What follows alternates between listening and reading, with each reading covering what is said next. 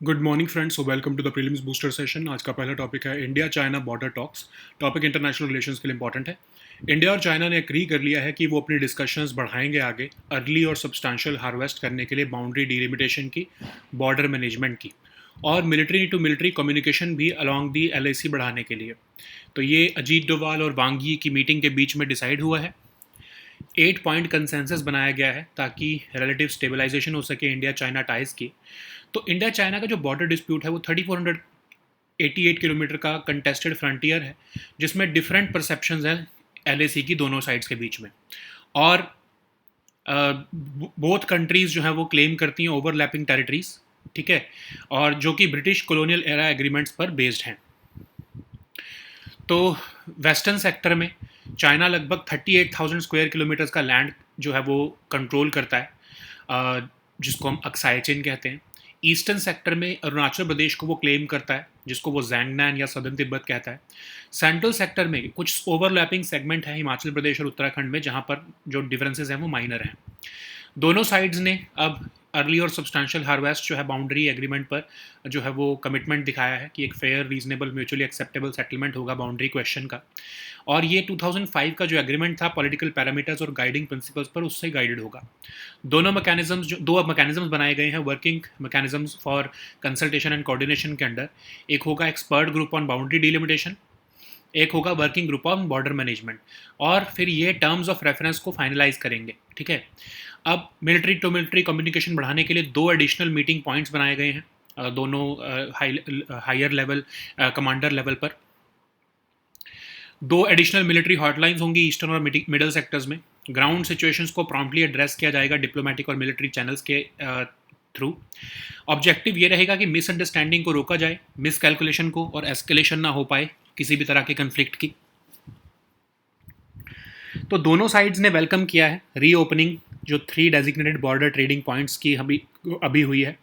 India ने appreciate किया कि चाइना जो है वो नंबर ऑफ बैचेस बढ़ा रहा है कैलाश मानसरोवर यात्रा के लिए। ये मेजर्स एक तरह से इंडिकेट करते हैं कि बॉर्डर एरियाज से जो सिक्योरिटी सेंट्रिक सिर्फ एक पॉलिसी होती थी बॉर्डर की, उसको डायलॉग, कंसल्टेशन और कोऑपरेशन की तरफ बढ़ाया जा रहा है। इंडिया और चाइना ने एग्री किया है कि नेक्स्ट मीटिंग जो है एक्सपर्ट लेवल मैकेनिज्म की ट्रांस बॉर्डर रिवर्स पर सितंबर में होगी। इसमें डिस्कशंस होंगी हाइड्रोलॉजिकल डेटा शेयरिंग की, रिन्यूअल ऑफ रेलेवेंट MOUs की, और ट्रांस बॉर्डर रिवर मैनेजमेंट की।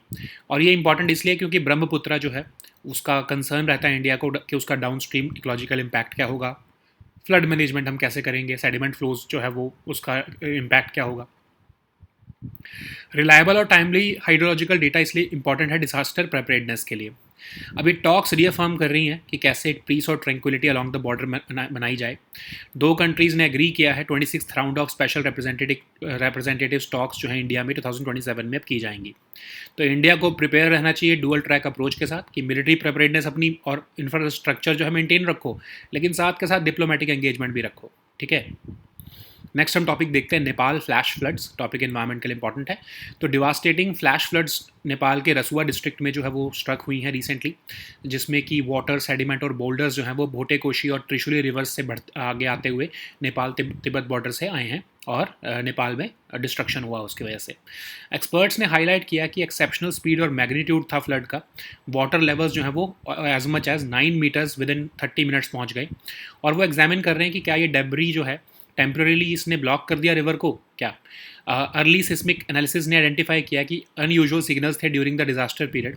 साइंटिस्ट जो इसी इकीमॉड के हैं, Nepal based inter governmental institution के, वो इन्वेस्टिगेट कर रहे हैं कि क्या एक आइस रॉक एवेलांचे हुआ है हाई ऑल्टीट्यूड एरिया में जिसकी वजह से फ्लैश फ्लड आया है।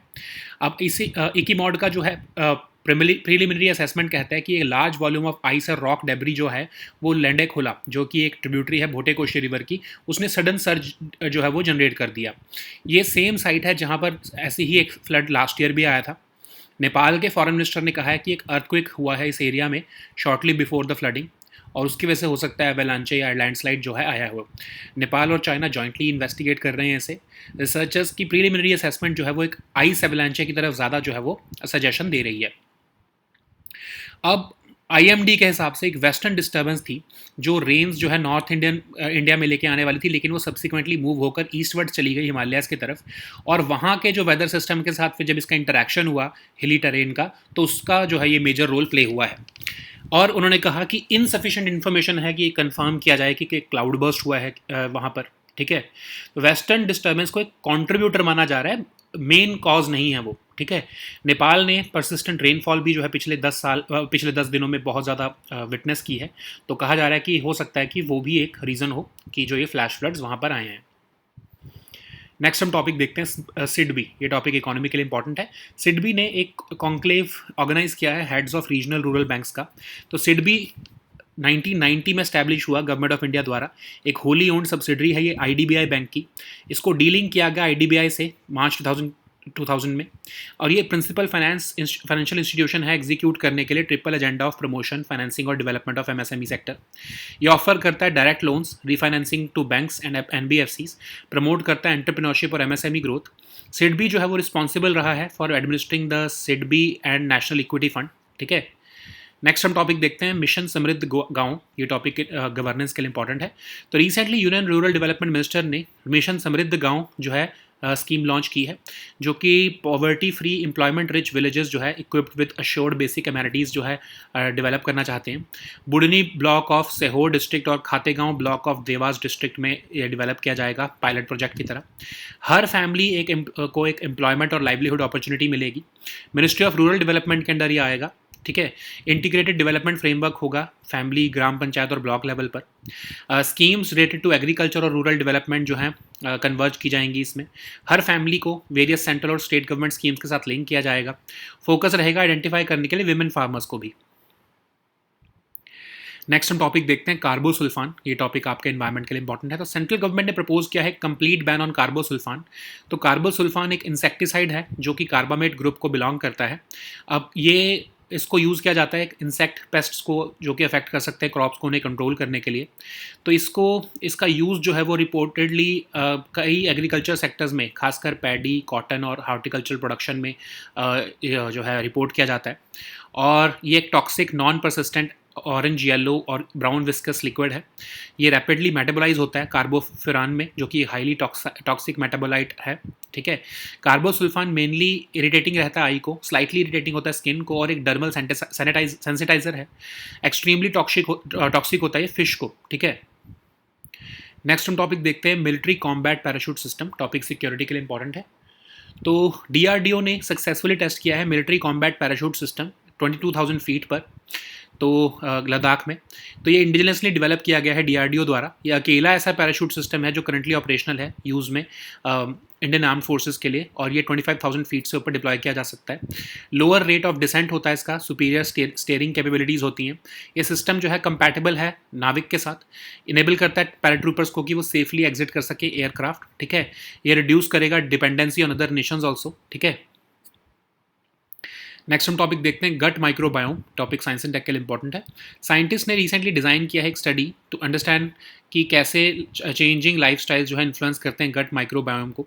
तो गट माइक्रोबायोम एक कम्युनिटी है माइक्रो ऑर्गेनिजम्स की, जिसमें कि बैक्टीरिया, वायरसेस, फंजाई, पैरासाइट्स होते हैं जो हमारे गैस्ट्रो इंटेस्टाइनल ट्रैक्ट में रहते हैं।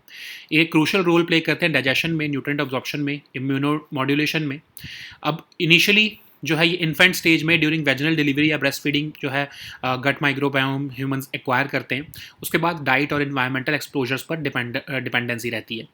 तो ये आपके गट बैरियर को मेंटेन करने में हेल्प करते हैं, मतलब कि बैक्टीरिया और बैक्टीरियल टॉक्सिन्स को, ताकि वो आपके ब्लड स्ट्रीम्स में ना जा पाएँ, उसलिए ये इंपॉर्टेंट एक बैरियर होते हैं। एंटी इन्फ्लेमेटरी प्रॉपर्टीज़ भी होती हैं, और कुछ वाइटामिन को सिंथेसाइज करने के लिए भी इनकी ज़रूरत होती है, okay. So now let us see all these topics in English. So the first topic is India-China border talks. This topic is important for your international relations. So India and China have agreed to accelerate discussions on an early and substantial harvest in boundary delimitation and border management, while strengthening military-to-military communication along the line of actual control. So this has been these decisions have emerged after the meeting between Ajit Doval and Wang Yi. So the 8-point consensus has been reached to consolidate the relative stabilization of India-China ties. So the India-China border dispute covers an approximately 3,488 kilometer contested frontier. It also involves differing perceptions of the LAC, where both nations claim overlapping territories. So the key sectors of the dispute lie in the Aksai Chin region, where China controls about 38,000 square kilometers of the land. In eastern sector, China claims about 90,000 square kilometers of territory, basically Arunachal Pradesh, which it calls as Zangnan or Southern Tibet. There is also a small overlapping segment spanning Himachal Pradesh and Uttarakhand, where differences are relatively minor.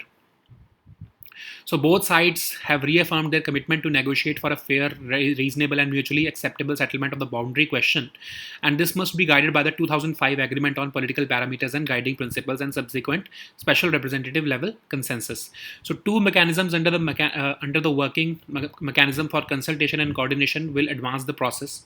So expert group on boundary delimitation has been established, and working group on border management has also been established, and the immediate task is to finalize their respective terms of reference. Okay, so two countries have also agreed to establish two additional meeting points for general or senior highest military commander level interactions, create two additional military hotlines in the eastern and middle sectors, address the ground situations promptly, and the objective is to prevent misunderstanding and miscalculation or escalation arising from localized incidents along the LAC.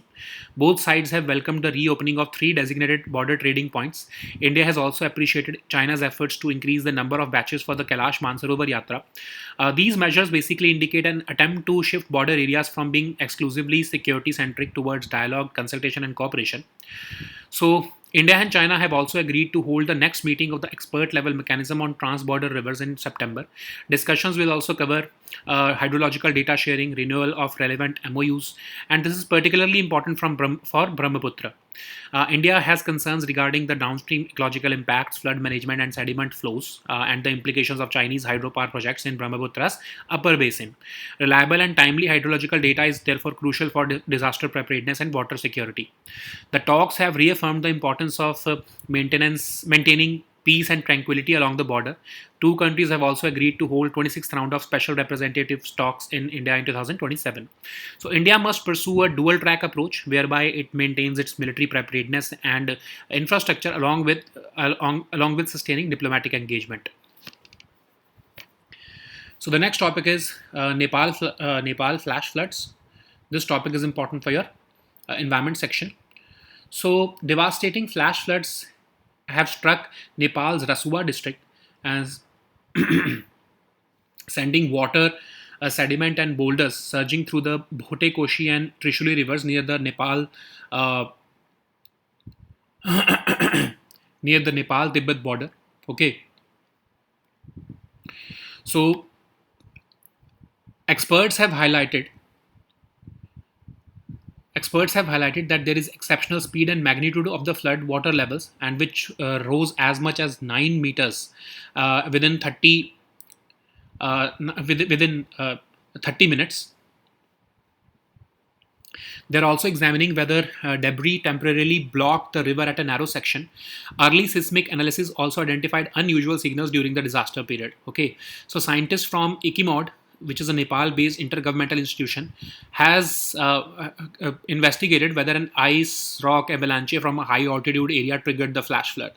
ICIMOD's preliminary assessment suggests that a large volume of ice and rock debris may have entered the Lande Khola, which is a tributary of the Bhote Koshi River, generating a sudden surge which carried water, sediment, and large boulders downstream. It also noted that the same site was devastated by a similar flood last year. So Nepal's foreign minister has indicated that an earthquake occurred in the area shortly before the flooding. Nepal and China are jointly investigating the exact sequence of events, and separately, researchers' preliminary assessment suggested that an ice avalanche may have blocked the river, allowing water to accumulate before its sudden downstream release. According to the IMD, a western disturbance which brought rain to parts of North India and subsequently moved eastwards towards the Himalaya may have contributed to the weather conditions preceding the floods. And basically, there was an interaction between weather systems and hilly terrain which might have played a role, but there is insufficient information as of now to confirm a cloudburst which had occurred. IMD has stressed that western disturbance may have been a contributor to this broader rainfall environment rather than a direct cause. Nepal has been experiencing persistent rainfall for about 10 days under the influence of southwest monsoon and orographic lifting. And experts at World Meteorological Center Beijing, they have linked the flash floods and debris flow to this combination of local and upstream rainfall. So the next topic is SIDB. This topic is important for our economy section. So SIDB organized a conclave of the heads of regional rural banks on expanding the SIDB RRB MSME co-lending arrangement in New Delhi. SIDB was established in 1990 by the government of India as a wholly owned subsidiary of IDBI Bank. So it was dealing from IDBI in 2000, and it is mandated to serve as the principal financial institution for executing the triple agenda of promotion, financing, and development of the MSME sector. It offers direct loans and refinancing to banks and NBFCs. It promotes entrepreneurship and MSME growth. SIDBI was made responsible for administering the SIDBI Fund and National Equity Fund, which were administered by IDBI before.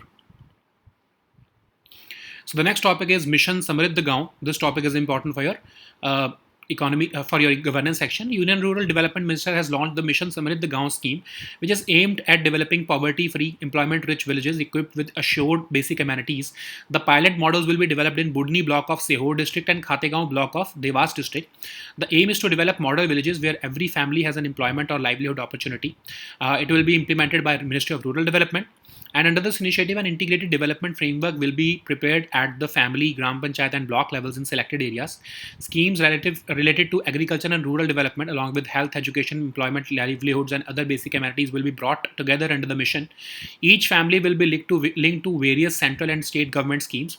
It will also focus on identifying women farmers. Okay. So the next topic is carbosulfan. This topic is important for your environment section. Central government has proposed a complete ban on carbosulfan, which is an insecticide belonging to the carbamate group. It controls a range of insect pests affecting crops, particularly paddy, cotton, and horticultural production.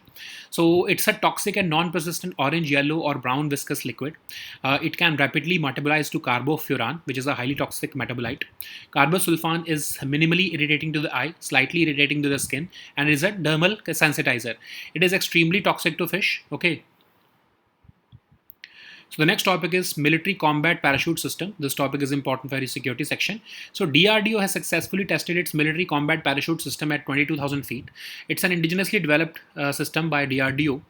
It is the only parachute system currently in operational use by the Indian Armed Forces capable of deployment by above 25,000 feet.